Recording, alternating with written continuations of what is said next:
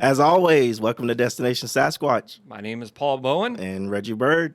We are here to talk about Sasquatch, talk about our friendship, talk about our adventures. We've got a lot to come. Today's topic, we have a souvenir shop. We've talked about this in other podcasts. Reggie and I decided to quit our full-time jobs. Yep. And we opened up a business together. It's a souvenir shop in Walla Walla, Washington.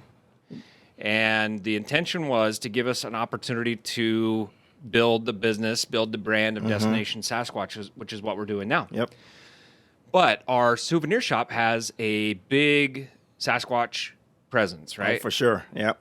What are some of the things that we carry in our souvenir shop? Well, first of all, we carry a cast that was, the Paul Freeman cast from the Freeman film, 1994, Deduct Springs. We also carry the Patterson Gilman cast that was cast the day 1967, Bluff Creek, California. Yeah. Verified by Dr. Jeff Meldrum himself. We also have her boyfriend's cast. Oh, yes. Yeah, that's right. Something that a lot of people don't know about, the fact that in that original Patterson Gimlin film, there were actually two sets of cast that they cast, that, or two sets of tracks from two different Sasquatch that they cast that day. There was a much larger, presumably male Sasquatch that left tracks that were cast that day by Bob Gimlin and I didn't Roger even Patterson. know that until we met Jeff with gave us met with Jeff. Gave us a copy. Yeah. No, not a lot of people know that. No. Because it wasn't on film, because the big one wasn't on film, the male, presumably the male wasn't on film. So we just refer to it as Patty's boyfriend. But it's a confirmed track by Dr. Jeff Meldrum. It just never gets talked about.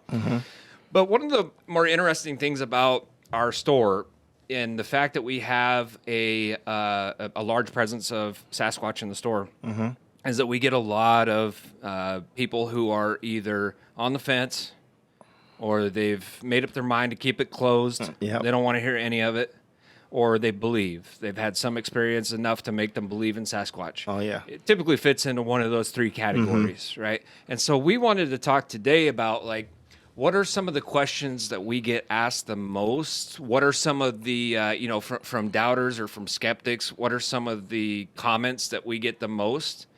And what do we typically say to those people? Yeah. And I'll be the first person to say that a lot of those answers have changed over the years. Oh, over yeah, the course for of the sure. year. As we've developed knowledge about Sasquatch through our own experiences, some of those answers might have changed.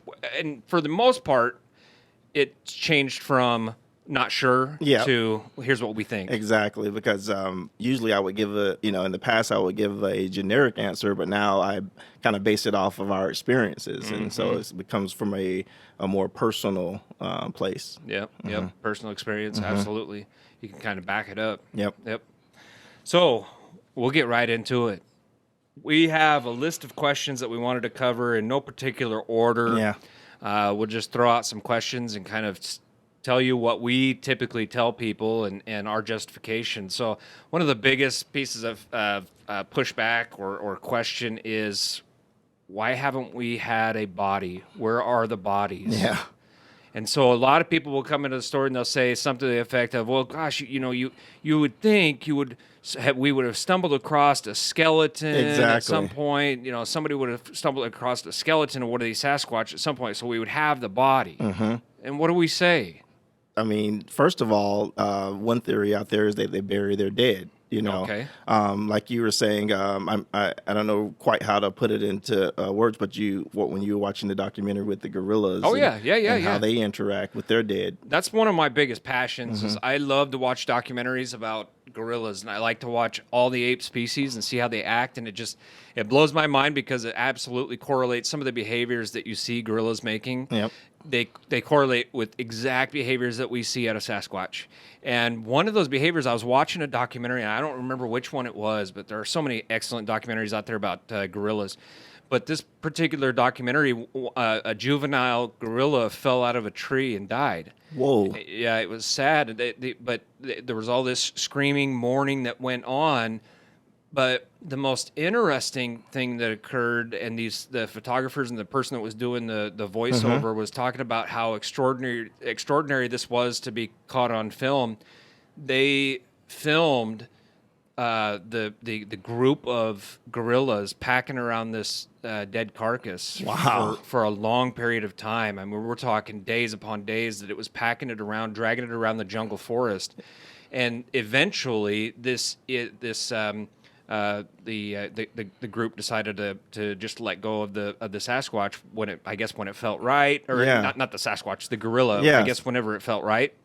But that is one thought that rarely have we ever been in a situation, whether it's daytime, especially at night, where we feel like there isn't at least 3 Sasquatch Of course, yeah. at every any time. given time. Yep. Right. So if you're having an encounter, most usually we're getting we feel like there are at least 3. Oh, yes. And we get the question all the time: would you kill one? And the answer is no, because No. you'll never make it out of there with the body. Exactly. There are always other Sasquatch present. Mm-hmm. You know, about the only outlier to that would be something like the sentry that kind of watches over Mm-hmm. the group from a distance. But even then, typically they're within earshot. They're somewhere Yes. around.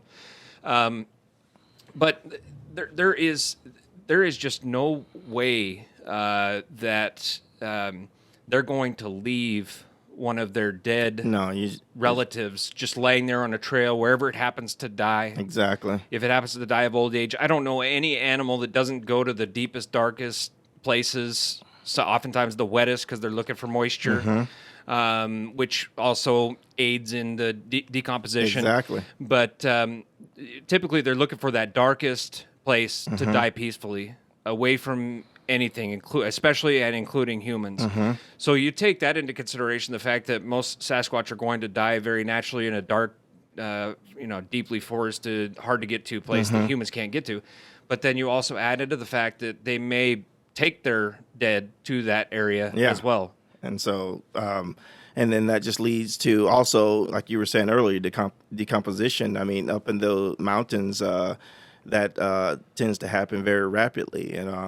And along with scavengers, taking bones to other places. I mean, it's just, so many things, so many reasons why you don't find any bones or bodies, I've lived a good portion of my life up in the mountains, and one of the things that I've always said, it kind of ties into one of the other statements of why don't we see them, but I've never seen a cougar in the wild. Like me either.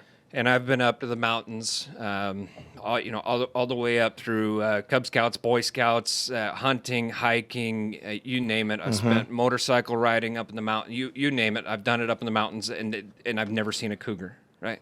So one of the things that people ask is, as far as the skeletal remains, why haven't we found a body? Well, I've never seen a cougar live. I've sure as heck never seen one dead. Exactly. I've never seen a skeleton. And it's rare when we go up there. Aren't you kind of, even when we run into something like an elk skeleton or a deer skeleton, I've never found one completely whole. No. Typically, you'll see a skull and nothing else, maybe one other bone. But it's rare, and to this day, it still startles you when you find a skeleton. Yeah, for sure. With the hundreds of thousands of animals that are up in the Blue Mountains, if you're going to use that assumption of why don't you find bodies of Sasquatch, which we're talking about just a few, Exactly. a handful of Sasquatch compared to thousands of deer, and it's rare to see a deer skeleton. Yes. And I've never seen bare bones up there either. Right. I mean, it's just It'd be rare. Yeah, so rare. You'd have to go where like I said, they go to a kind of like a dying ground, and then add on top of that, we don't know. We don't have any evidence of instances where Sasquatch buried their dead, but that is a possibility. That's a theory out there. Sure, but we know without a doubt that with the numbers that you're talking about, then you should, if you're going to use that as a theory as to why Sasquatch isn't real, then you should be able to say, well, if that's the case, then I'm walking up there and I'm seeing bare bones everywhere. I'm seeing full skeletons everywhere. And who's to say you haven't ran into a Sasquatch? True. Very true. Skeleton, right? Because I've seen big femurs out in the woods. You think I'm picking them up and going to pay some clinic to run a DNA analysis on it? You're just not going to do that. You're not going to do that. Ship it off somewhere, and you just chalk it up to an elk deer or whatever, large, another large animal Cow. up there, cow, yeah. Moose. Yeah, so you'll see bones that are kind of like, oh, that's spooky. But you're not picking them up, taking them back to have them analyzed. No. So who's to say you haven't seen parts of a Sasquatch laying out there? The other thing is you mentioned it, rodents. And we were talking with Dr. Meldrum about that fact. And yes, rodents and scavengers will pick up bones and take them all over the place and scatter them throughout the forest. But in addition to that, when it comes to that DNA analysis, there's not much you can do on those bones when little critters like chipmunks, mice, all those things have been chewing on those bones, contaminated in there with their DNA. Very little you could do anyways. Yeah. Right? Good. All right, so the second question that we were going to answer, it's a question that we get a lot. Why hasn't one been killed? There are a lot of hunters up there. We always get this, oh, there's so many hunters up there. You'd think that they would have killed it and brought back a body. Yeah, we get that all the time. All the time. One of the things that, being a hunter myself and somebody that's really enjoyed predator hunting for a long time in my life, one of the go-to answers that I give them is, try hunting coyotes to start, and then start asking yourself, well, why don't we retrieve a Sasquatch? Look at how many coyotes are lost. I mean, I've dropped coyotes, like a sack of potatoes, and then they get up and run. And they oftentimes extremely difficult to track, which even if somebody said that they shot a Sasquatch, which has happened before, and we actually have had reports. If you look up some of the journal entries for newspapers up in Canada, there were reports of a small juvenile being brought in alive. Oh, wow. There were reports out of the Blue Mountains from a long time ago where a crew that was working on a logging expedition killed a Sasquatch, and the tribe or the group retaliated and threw rocks against a rail car and locked everybody inside and took the dead body. And the next day, the people came up and the crew were all huddled inside of a knocked over train. Man. So we do actually have reports. We've actually seen reports of people say, "Yeah, I shot it," but you're never going to find it. No. Here's the thing: unless you have an absolute perfect heart shot, a perfect neck shot, humans aren't going to go down. No. Gorillas absolutely aren't going to go down. Most large game aren't going to go down. They're going to run a long distance. And when you're dealing with something with long fur, just like a coyote, it's very difficult to track because the fur absorbs the blood. I know that's a little bit graphic, but it's absolutely true. Even if you were to shoot a Sasquatch, good luck tracking it. And they'll be able to, unless you get those two extremely lethal shots or something right in the head, you are not going to retrieve that Sasquatch body. You're not. It's just not going to happen. They'll run for miles and miles and miles and miles, and that's assuming that that you got something that's a lethal shot, but that's going to take something that like a gut shot that's going to take all day for that animal to die. So when you talk about why don't we have a dead body, a lot of good reasons why, but I always go back to that logic of my hunting days and saying, no, it's just I've lost so many animals because I couldn't track it or I shot him. Not to mention, you're scared as heck, and you're gonna, more than likely not get one of those extremely clean shots. And there was a report. There were a few reports saying of hunters saying that they had Sasquatch in their crosshairs, but they just couldn't pull the trigger because it looked too human, and so they just couldn't do it. Yeah. And so that that's another interesting reason why one hasn't been killed as well. Yep. Absolutely. Absolutely. So. One of the other questions that we have is, and I know this is going to sound a little bit crazy for anybody that's a believer, but we get people that say, well, why haven't we captured them on film? And we laugh because there are so many good videos out there of Sasquatch. Yes. And we can tie this into kind of that other question, which is, why are they always grainy? Oh, yeah. Okay. We get that a lot. Yeah, we get that a lot. But those are for people who will admit that there are other pictures or videos. But we get this huge group of people that are like, well, you had that one from 1967, but other than that, you would think we would have caught one on film. What do you say, Reg? Oh, we already have them on film. I mean, there's plenty of other film out there. Besides the Patterson-Gilman film, you have the Independence footage. You have Independence footage is pretty cool. Oh man, it's just clear as day. And then you also have the Freeman film, which is the second best footage ever, filmed in our opinion. And we happen to know a lot of Paul Freeman. I met him a lot when I was younger, and absolutely no way that particular film was faked. Oh no, not even close.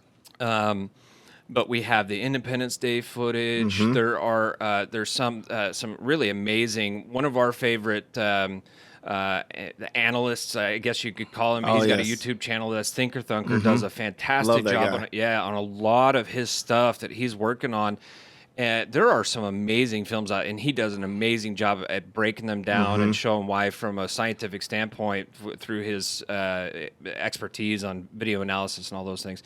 But we've got the Independence Day footage. There was a really cool one out of Utah here a couple of years ago.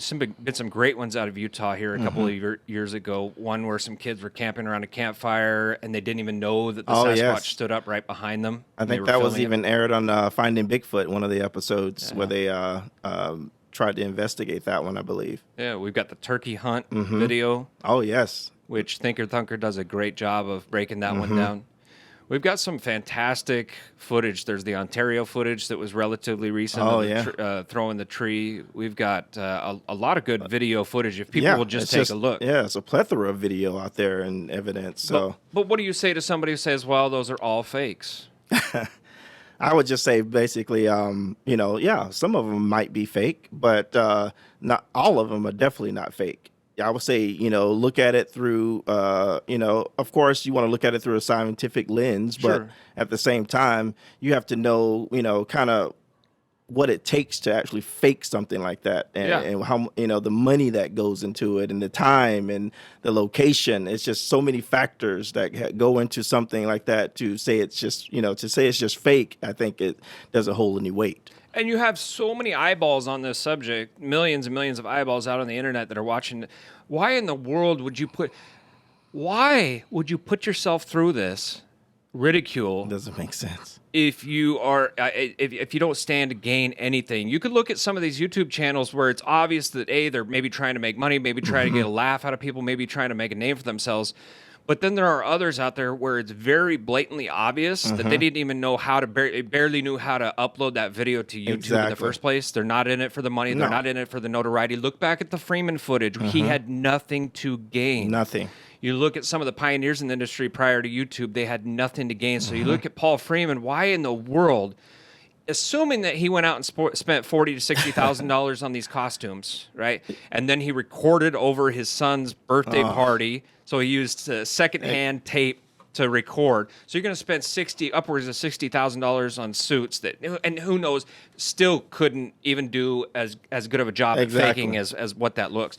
And then you're going to film it on used film, and then there was no way to monetize it.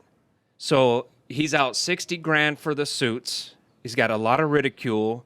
No YouTube. What the hell would you do that for? Yeah, that you seems think the totally guy is logical. Absolutely insane. Like, that's beyond insane. Oh, yeah. The guy didn't have the money to spend on those suits in the first place. Then don't you think a couple of actors would have come out since then? Say, oh yeah, I was in the suit. Exactly. No, and not to mention a lot of other things that we know about if you look at the Patterson-Gimlin footage, one of the big issues of that. Now that's been talked about at great length. Yeah. We have nothing more to add. No.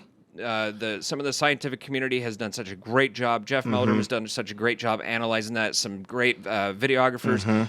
We don't have anything more to add on that, but except one thing. And we had the other thing that most people don't know about, and that is her boyfriend's track. So that was kind of cool. Yep. But also, did you know that Roger Patterson and Bob Gimlin were actually from this area? And Bob Gimlin still lives in Yakima, just a stone's throw away from us here in Walla Walla.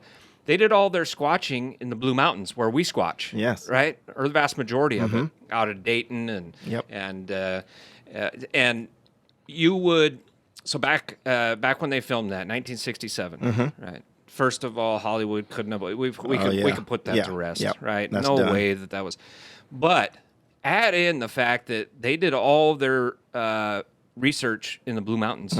Why the hell are you going to spend thousands of dollars in 1967 dragging all of your horses down to California to fake a film That makes when no you could have sense. faked it right here at home? That's like, you have to ask yourself some of those like logical questions when you're discounting Sasquatch. And I love these people put no effort into this. Yeah, they just- and then they're just so close-minded. You start thinking about that. You say, you really think there are that many completely? I'm not even talking about irrational Yeah, people. exactly. These are ludicrous people. If you think that they faked this in California, if you think that they spent 60 grand on a big old ape Just not suit gonna happen, no. and then filmed over their son's birthday party on a cruddy VHS tape. It just doesn't make sense. None of it. Doesn't make sense. No. It's real. No. I mean, everything adds up to this thing being completely real. I mean, just if you look at it from the logistical standpoint, it just, like you were saying, why would you take all that and go down to California to fake it when the Blue Mountains are more than enough? You have the prime habitat, prime area. You're used to squatching there. I mean, it doesn't add up. No, you're not going to waste all that money doing that. You can fake that so easily right here. Yeah, if you're going to fake it here. Save yourself the $2,000, the wear and tear on your horse, the vehicles, all those things. Yeah, exactly. No.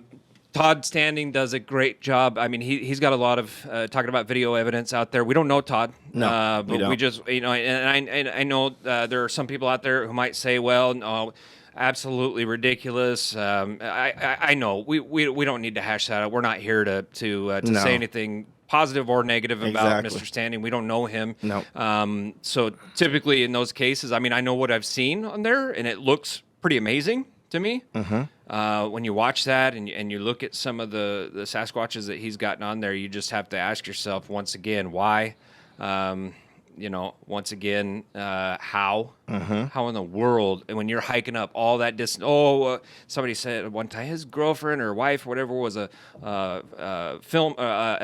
makeup artist. Oh, yes, right? yes. Well, who the hell's going to do makeup 15 miles into the middle of nowhere in Canada and not have any of it? What, are you going to take all that equipment up there and do all these monkey face makeup? Not a chance. That's... I'm not saying Yeah. the guy is legit. I'm not saying the guy is bogus. I'm just saying keep an open just mind. keep an open mind. And, like you said, we're, not here to say yay or nay on anything. We're just, putting out the facts, and then you make your decision based on, the facts. Yeah, and it's fun. Mm-hmm. Why not look at the stuff that he's got? It's fun. Yeah, I mean, if it could help further, help us understand Sasquatch, or if it's true, then we need to put some boots on the ground in that area if we want to eventually, prove the existence. Yeah, you have to look at everything. Absolutely. So the other question that I said we were going to kind of tie into that is, why are images blurry? People will say, why is every image of Sasquatch blurry? Well, first of all, it's not. No. I mean, some of the most crystal clear footage that we have, of course, talking about Todd, but also that the 4th of July Independence Day footage is pretty dang clear. Paul Freeman's stuff is clear. Of course, Patty's clear. But there are a lot of fuzzy shots. Why? And basically, the reason why is because most of the time when you get those pictures, it's coming from people who are not looking for Sasquatch. Right. I mean, they get their experience out of the blue, Pure luck. Yeah, they're just walking, and all of a sudden you see this big, huge thing, and you freak out, and so you grab your cell phone and you try to get a picture. You're not stable by any means. You mean they're not out there carrying $2,000, semi-professional camcorders waiting to capture Sasquatch? No, nobody's doing that. No, they're right? not. Yeah. So most of the time, that's what you get. Yeah, absolutely. And have you ever, this is what I always, I laugh when people say this, why is it so blurry? Dude, I can't even get a clear shot of my 4-year-old foster daughter because she moves so much, right?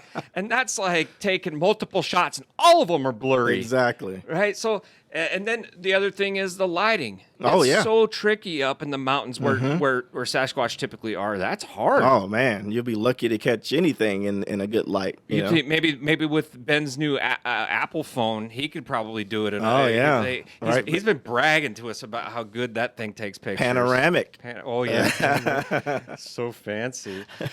No, hey, yeah, Ben will have his Apple phone up in the blues, and maybe he can finally put Apple on the map There you go.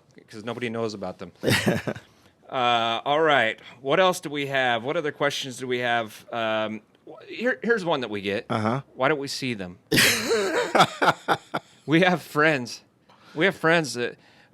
Here's the problem. Anybody who's ever been to Walla Walla, out to the Blue Mountain area, you know what it looks like from the town of Walla Walla. Yes. If you look up to our blues, but then if you actually get off your butt and go up there, Yeah. it's a totally different ball game, right? Completely different. Crest the first foothill, and then all of a sudden you're like, oh man, I wouldn't want to get lost out here. Yeah. It's thick. You know you're in the wilderness up there for sure. Yeah.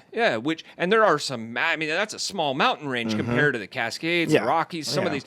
But I'll tell you one thing: it's deep, dense, dark, forested. Some of the canyons down there, dude, you would never like it. Going back to hunting, there's so many times where you hear that from hunters, be like, "Oh man, I saw this big buck or I saw this big elk," but I couldn't get it because there's no way I could get it out of that canyon. No. No It's just not way you're gonna getting do it out of that canyon. And they're thick, dense, deep canyons that you can't even hardly traverse. No. No one's going down there. But, people talk about the fact, well, why don't we see them? Well, golly, man, you know how, like I said before, I've been up to the mountains my entire life and never seen a cougar. Now, I know a lot of people, we know cougars exist. Oh yes. Without a doubt. Paul says there are no cougars. It's make believe. You proved to me that cougars exist. Exactly. No, we know that cougars exist, but I've never seen one. Right? Yeah. And Neither have I. how often have you seen bears in the wild? I've never seen a bear. You never have. Nope. I've seen a few, but not many. There are thousands. How many wolves you seen in the wild? None. We know there are a lot more wolves up there than there are Sasquatch. Seen tracks. Never seen a wolf though. And I would venture to guess that a Sasquatch is much more agile, much more adept at their environment, and a lot more intelligent. Oh, for sure. And a lot stronger, a lot more physical ability to traverse, to get around, get up and down, and move fast, move quickly. Opposable thumbs certainly doesn't That's hurt huge, getting around. But there are so many reasons why people say, well, we don't see it. First of all, we do see them. Reggie and I have seen them. Yes. Take that aside because you don't have to believe us, but look at all of the people that come into our store. Look at all the people that we talk to. Look at all the people that are posting on the BFRO. Look at all the people who have nothing to gain except for the fact that they just want somebody to put their shoulder around them or their arm around their shoulder and say, I believe you. Because it's not easy when you do see a Sasquatch to have that feeling of isolation, like nobody's going to believe me. Exactly. Right? And what you've seen. People are seeing Sasquatch all the time. Oh, yes. You just don't hear about it. They're not coming up to you sharing it unless you're a very close family friend or family member. And even then, you'd be surprised at how many people will walk into the store and divulge information, and their wives will turn around and say, you never told me that. Exactly. I remember that. But we get this constantly from the most credible people. We had a lady in here, probably in her late 70s in here, not too...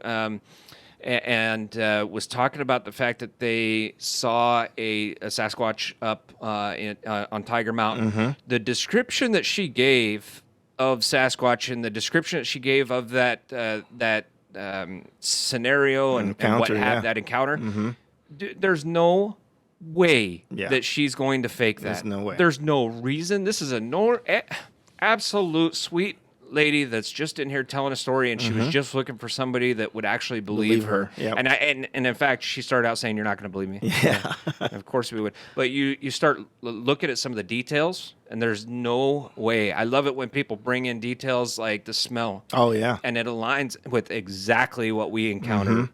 And the smells that we've had typically depends upon the time of the year. In the very hot seasons, oftentimes that's a really rank smell, dead animal mixed with wet dog, mixed with musk. And I say musk. I had a big American bulldog back in the day, and this dog, when he would get excited or nervous or something, he would emit this musk. I'm talking gross smell. And I don't know whether he had control over. I don't know whether dogs have control over that. Yeah. It's like a gland. And it stinks so bad, and it's not a normal smell. Well, I mean, I don't know what normal smell, but it doesn't smell good. Yeah, you know what I'm saying. It doesn't smell like anything. I'll definitely take your word for it. Yeah, yeah. Well, I'll show you sometime. We'll follow up on that, but I no, but that's another smell that we typically smell is that it's a musk, and I know that anybody who's got that. Bulldog, the big bulldog, you know exactly what I'm talking about. Yep. But then, at other times, like I said, throughout the year, it will change. But people bring in those stories, and they will literally identify some things where you look at them, and of course, we love looking at their body language, their facial expressions, some of the details. We'll ask them questions. They're not faking. No. Why would they? Exactly. There's no reason. They have nothing to gain from telling that story. And they never would have known some of these details had they not had the experience. Exactly. That's the thing that stands out to me, some of the details that they know. Yeah. Yeah. Some of the detail, it's funny because they'll talk about how the forehead looks, and they'll look at us like, you're not going to believe me. Like, well, we have to now because you wouldn't have known that otherwise. That's sagittal crest. All right. So what else do we have as far as questions that people oftentimes ask? Well, some of the simple questions like, what do they eat? Is there anything for them to eat up there? Yeah. And we typically come back with they're an omnivore. Exactly. I mean, we believe based on and what we believe what we base that on is eyewitness accounts. People have seen them ripping into deer, tearing deer legs off, tearing pig legs off, eating fish, salmon. We've seen them eating skunk cabbage, seen them eating a lot of vegetables. There's been reports of eating parts of pine cones, even tree bark. So much like a human, where we're, for the most part, we're omnivores, and bears, for the most part, omnivores. And what's interesting is, and once again, I love watching those gorilla documentaries. Did you know that they're starting to notice a trend in certain groups of chimps where they're starting to eat meat? Oh, really? Yeah. Whoa. They're starting to eat meat more and more and more. And we had a biologist in here the other day that was telling me that, gosh, what did she say that they were eating? Because we know that it's been reported that recently they've been eating bugs, grubs, things of that nature. So they're showing that they truly, absolutely have the ability to be omnivore, not just eat vegetables and fruit. So that's interesting. Yeah, very.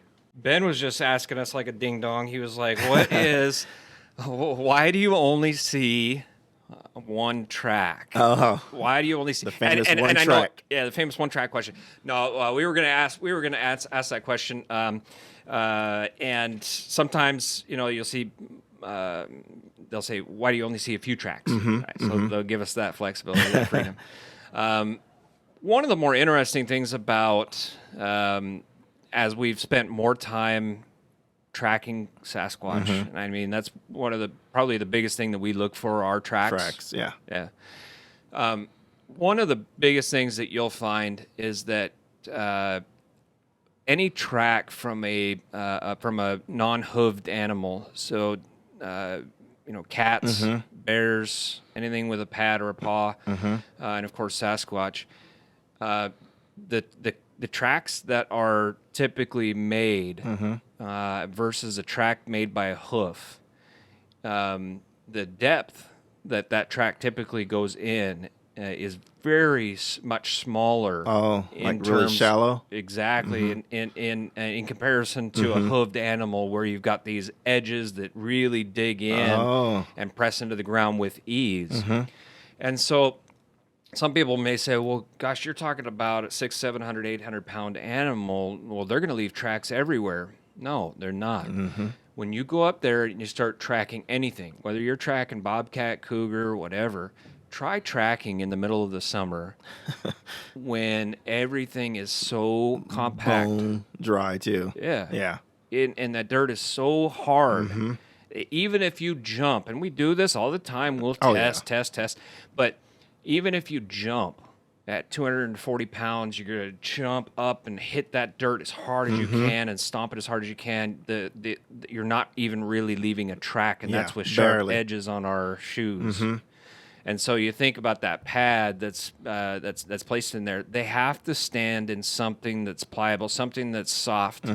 They've got to stand, which is truthfully why we spend a lot of time around water sources, especially in July. But the biggest reason that you're only seeing one is because it gets eaten up by other things walking along that are tearing up, deteriorating. Weather, wind, rain. Oftentimes that track that was there a couple of days later, it's just not going to be as discernible. Now, we'll still pick it out. Yes. And we'll still say that looks like a Sasquatch track, but we'll rate it on a scale of 0 to 100, and rarely are you getting anything above a 90% just because of the conditions, the elements, just because elk or moose or other animals will step on it and distort the track and kind of ruin it. Humans may have stepped. We see that all the time where a human may have stepped on one. But vast majority is you'll get one in a softer spot to leave a really good, decent track, and that's really difficult to come across. Yeah, very. But try coming up with several. They've got to hit those soft spots on a frequent basis, and an animal as intelligent as a Sasquatch is probably going to avoid leaving those tracks. Yeah, and the stride on those things on the Sasquatch. So, I mean, they might hit one area where, you can get a decent track, but then the next step, they're completely out of that terrain. Yeah, absolutely. Absolutely. What the other thing that we oftentimes forget when we're talking about the question of why do you typically only see one? Well, we have seen many trackways. I've seen a trackway myself personally. We have the 5 mile, or excuse me, the 5 points, 5 points track above Walla Walla that Dr. Meldrum investigated. And we've got a trackway that was discovered up at Mill Creek. Oh, yeah. Back in the mid-'90s. And so when we're saying trackway, we're talking about many, many, many tracks that went on for miles. And a lot of people in the community went up and followed these tracks and were able to see how many miles they went. In the case of the 5 points track, you had juvenile track, you've got large tracks, it was made obvious to the trackers at that time when the juvenile was picked up and carried. I mean, they were able to capture all this. So we do have evidence of trackways. It's just that the vast majority of the time, it's kind of like, when you go hiking up in the mountains, how often would you say it would just be plain as day you could track the same exact individual throughout the mountains? You wouldn't. It's impossible. Maybe if it was the middle of July and it was dusty and they stayed right on the trail, and you're tracking the soles of their shoes. But they get off that trail. Oh, they're gone. It's very difficult. Then you start looking at secondary features. You're looking at things that have been laid down and compacted. So you're not necessarily looking at the track itself. Exactly. For the track itself, you're looking for indentations.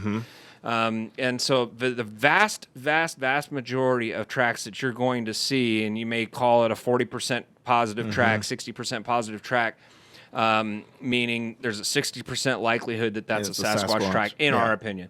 The vast majority of those are in that range, in that 20% range, and you get up into the 80 or 90%. You're dealing with typically only one. Just like you would if somebody was trying to avoid you in the mountains and they walked along a path for a little way. I mean, even in a soft terrain, if they went barefoot, the vast majority of their tracks are going to be indiscernible. They're going to be covered up by nature, covered up by other animals, etc. But you start to get into the idea that it went off that perfect trail, and then you're just done. Yeah, now you're just looking to see where you can catch up with it maybe a half a mile later and find one more track. Exactly. Yeah. So it is challenging. Ben, did that help? Good. Appreciate that.